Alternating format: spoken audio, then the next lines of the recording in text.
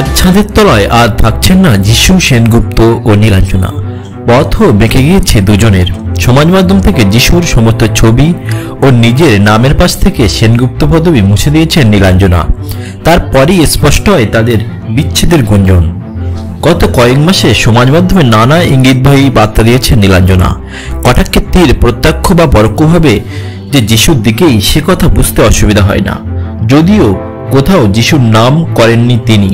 এই মুহূর্তে খাদানের সাফল্য নিয়ে ব্যস্ত যিশু। বক্স অফিসে ঝড় তুলেছে দেব যিশুর যুগলবন্দি। এর মাঝেই ফের যিশুকে বিঁধলেন নীলাঞ্জনা। তিনি সম্পর্কে প্রতারণা নিয়ে লিখেছেন।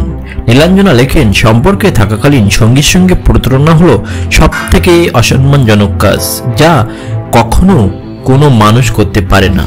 যদি তুমি কোনো সম্পর্কে সুখী না থাকো, তাহলে সেটা চুকিয়ে অন্য সম্পর্ক শুরু করো।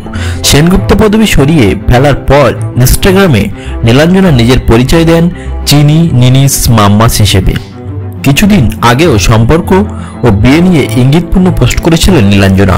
তিনি লিখেছিলেন, কেউ 25 বছরে বিয়ে করে কিন্তু 5 বছর পরেই ডিভোর্স হয়ে যায়।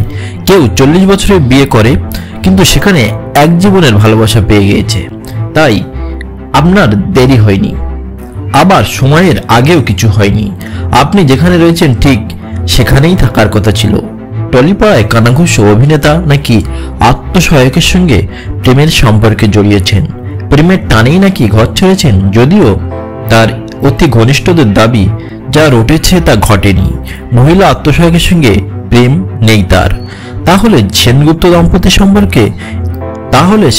দম্পতির সম্পর্কে এমন ফাঁক এলো কিভাবে, তা নিয়ে ধোঁয়াশা রয়েছে।